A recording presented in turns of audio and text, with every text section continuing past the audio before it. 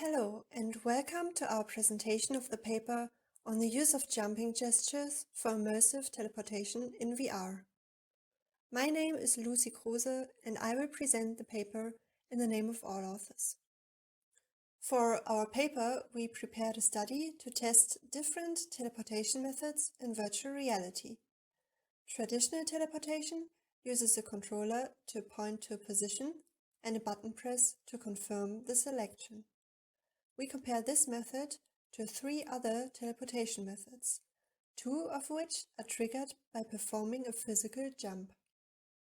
Our goal was to find out if jumping as a teleportation trigger is a feasible method for future applications, especially games, and which selection mechanism of the target position is the most suitable.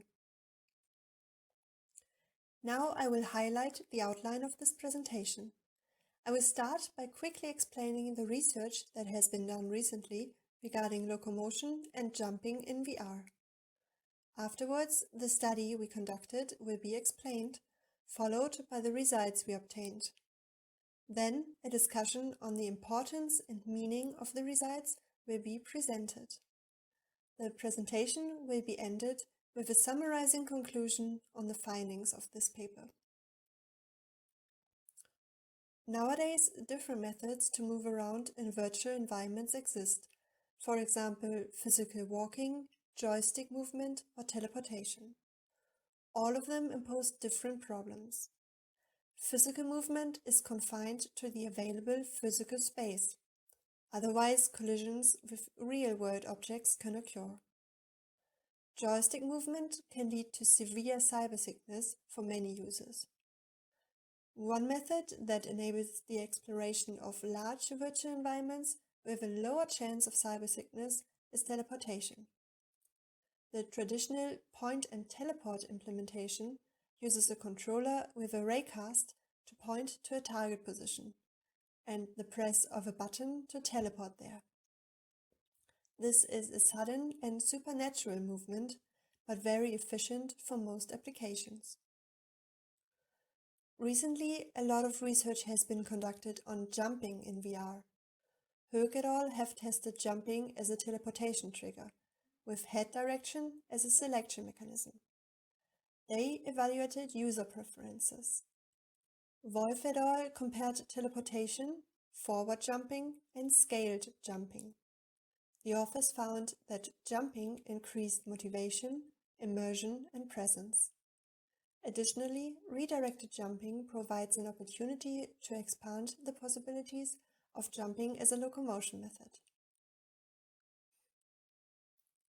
To build up on the previously done research, we wanted to evaluate 4 different teleportation methods regarding cybersickness, usability, presence, and user preferences.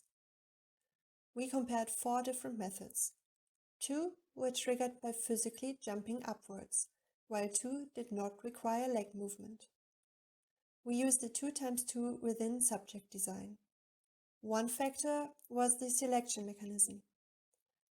2 conditions used the controller to select the target position, while 2 used the head direction of the user and a countdown to lock a position. The other factor is the teleportation trigger. 2 conditions were triggered by physically jumping upwards. For the other 2 conditions, a button press or a head gesture were used. This video shows the 4 conditions. In the first condition, the target position is selected by pointing the user's head at a specific spot on the ground for 1 second. Then the teleportation is triggered by focusing on the selected position. This is done by looking downwards.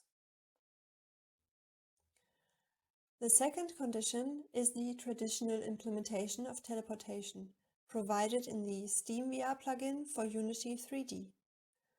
The user points their controller at a position on the ground, while pressing the touchpad. When the touchpad is released, they are teleported to the selected position immediately. The third condition is again using the head direction of the user to select a target position. After selecting the position by facing into the same direction for 1 second, the target position is locked. Then an upwards jump has to be performed to trigger the teleportation. The last condition uses the controller to select a target position by pointing a raycast on the ground and clicking on the touchpad once. The position is then locked and an upwards jump has to be performed to trigger the teleportation. The task during the study was to move around a virtual office environment by teleporting onto platforms that were displayed on the floor. Above these platforms, an office item was floating in the air that had to be collected by moving the controller inside of it and pressing a button. This triggered the next platform to appear in front of or behind the user. Each user experienced each condition in a within-subject design. The blocks were counterbalanced. In each block, a total number of 20 teleportations had to be performed. 25 students from the local university participated in this study, with a mean age of 24.78 years. 17 participants were female, while 8 were male. For the study, a Vive Pro headset was used. The study took around 45 minutes, with 20 minutes spent in VR.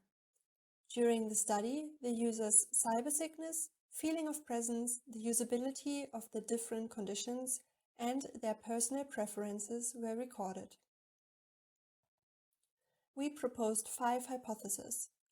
The first one is that jumping methods will result in a higher sense of presence, as proposed by Wolf et al., and because they involve a whole body motion.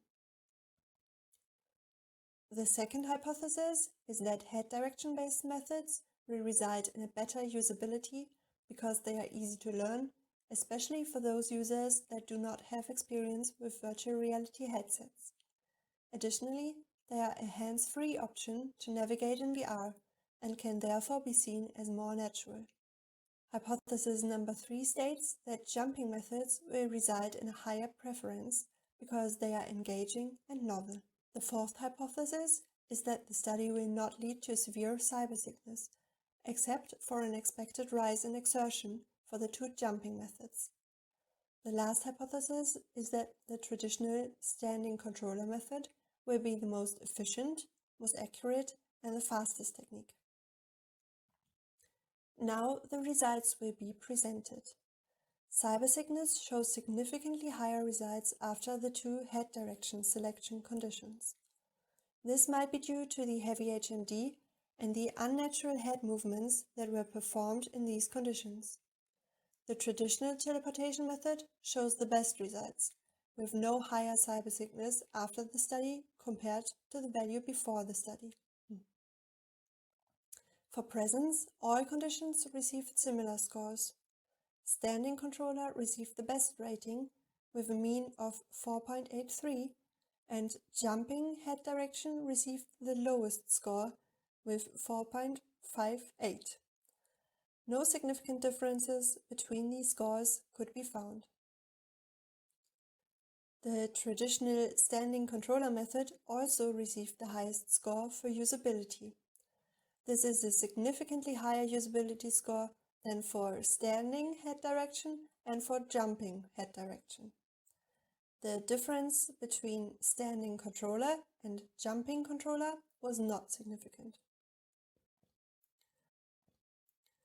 Regarding the user preferences, it can be seen that the traditional standing controller method also receives the best scores regarding the most precise and the fastest technique. For the most fun technique, both jumping conditions received the highest amount of votes.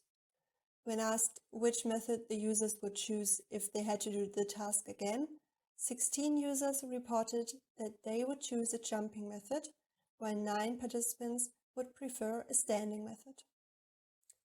In summary, it could be shown that the traditional controller-based standing method has the highest usability, presence and efficiency, and the lowest cyber sickness.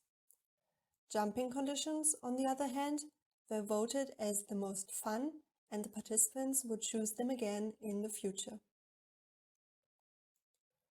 Coming back to the hypothesis we proposed earlier, we can see that jumping methods did not reside in a higher sense of presence. Even though all conditions showed similar results, there was no significant difference in the presence scores. As always, the evaluation highly depends on the implementation of our methods. A change in the implementation, for example, the usage of a smoother transition between the two locations, could make a difference in this score.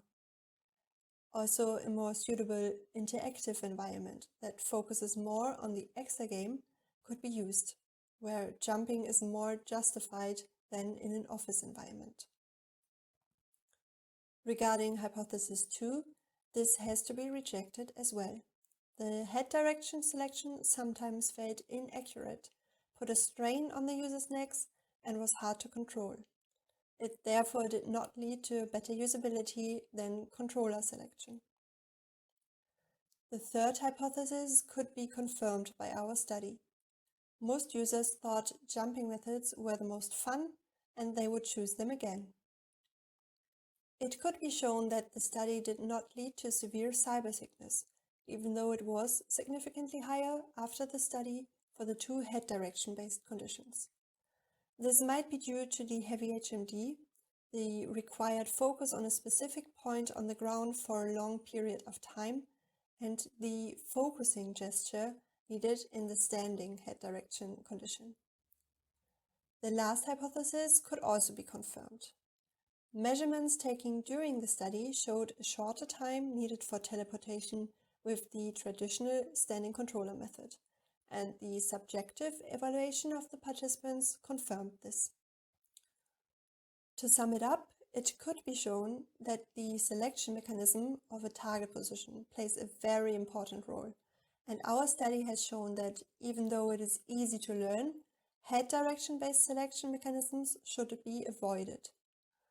The traditional teleportation method is still the most suitable for most applications, but jumping, especially with controller-based selection, could be shown to be a feasible way for locomotion and can be incorporated into exergames.